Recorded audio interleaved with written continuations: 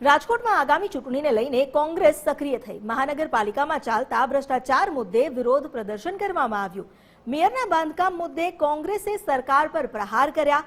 વિરોધ પ્રદર્શનમાં મોટી સંખ્યામાં કાર્યકર્તાઓ પણ ઉમટી પડ્યા। સુષુપ્ત અવસ્થામાં રહેલી કોંગ્રેસ હવે જાણે ફરી એકવાર સફાળી જાગી હોય તેવું લાગી રહ્યું છે। અમારી સાથે જોડાયા છે સંવાદદાતા રહીમ લાખાણી। રહીમ, આજે કોંગ્રેસે ભ્રષ્ટાચારના મુદ્દે જે વિરોધ પ્રદર્શન કર્યું છે, ઘણી સંખ્યા પણ કાર્યકરોની જોવા મળી, એટલે એવું કહી શકાય કે સ્થાનિક સ્વરાજની ચૂંટણી આવતા હવે મુદ્દાઓ પર રાજનીતિ કરવા માટે કોંગ્રેસ ફરી એકવાર જાગી ગઈ છે।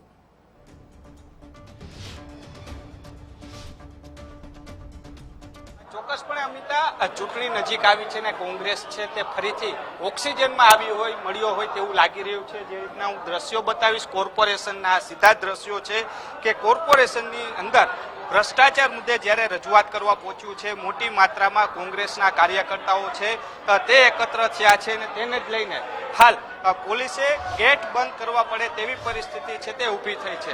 જસવંતસિંહ, શું કહેશો? ગેટ બંધ કરવો પડ્યો, આટલી બધી કોંગ્રેસના નેતાઓ જોવા મળ્યા, આમ તો ઓછા હતા પરંતુ ચૂંટણી આવી છે એટલે બધા દેખાઈ રહ્યા। ચૂંટણી આવી એટલી નથી પણ પ્રજા હવે ત્રાહીમામ થઈ ગઈ છે એટલે દેખાણા છે ને હવે ભાજપ હદ કરે છે। અને જ્યારે હદ થાય, માણસનું મોઢું તમે બંધ કરો ને, નાક બંધ કરો એટલે મોઢું ખુલે, એટલે પ્રજા હવે થાકી ગઈ છે, એનો આક્રોશ છે। પ્રજા થાકી છે એનો આક્રોશ છે તેવું કહી રહ્યા છે। કમિશનર ચેમ્બરની બહાર પણ અત્યારે કોંગ્રેસના નેતાઓ જે છે તે પહોંચ્યા છે, પૂર્વ ધારાસભ્ય છે, પૂર્વ કોર્પોરેટરો છે તે પણ પહોંચ્યા છે। આ દ્રશ્યો જોઈ રહ્યા છો। ગોપાલભાઈ, શું કહો છો? શેના માટેનો આજ વિરોધ હતો? અત્યારે લોકોને જાગવાની જરૂર છે। ભાજપ એનું વન સાઇડ શાસન ચલાવી રહ્યું છે। એ અધિકારીઓ પણ ભાજપને સલામી મારતા એવું ક્યાંક ને ક્યાંક દેખાઈ રહ્યું છે।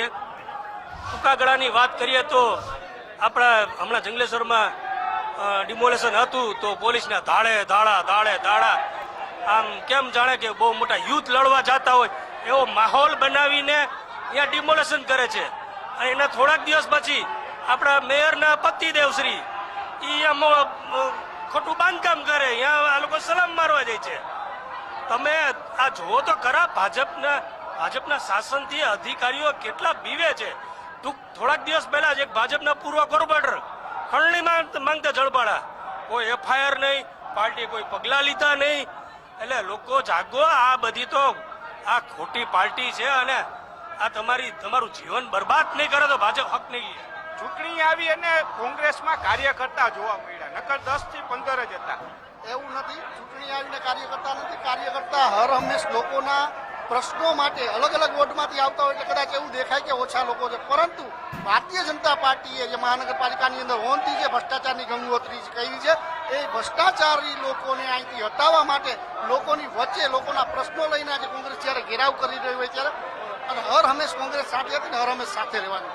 અત્યારે કોંગ્રેસ છે, અમુક નેતાઓ છે તે કમિશનર ચેમ્બરે છે, તો બીજા જે કાર્યકર્તાઓ છે તેમને જે જારી છે તે બંધ કરી દેવામાં છે, ગેટ બંધ કરી દેવામાં આવ્યો છે। એટલે કહી શકાય કે હાલ કોંગ્રેસના બે પાર્ટ પડી ચૂક્યા છે, વિરોધ જોવા મળ્યો છે, ઉગ્ર વિરોધ છે તે હાલ રાજકોટ મહાનગરના પટાંગણમાં જોવા મળી રહ્યો છે।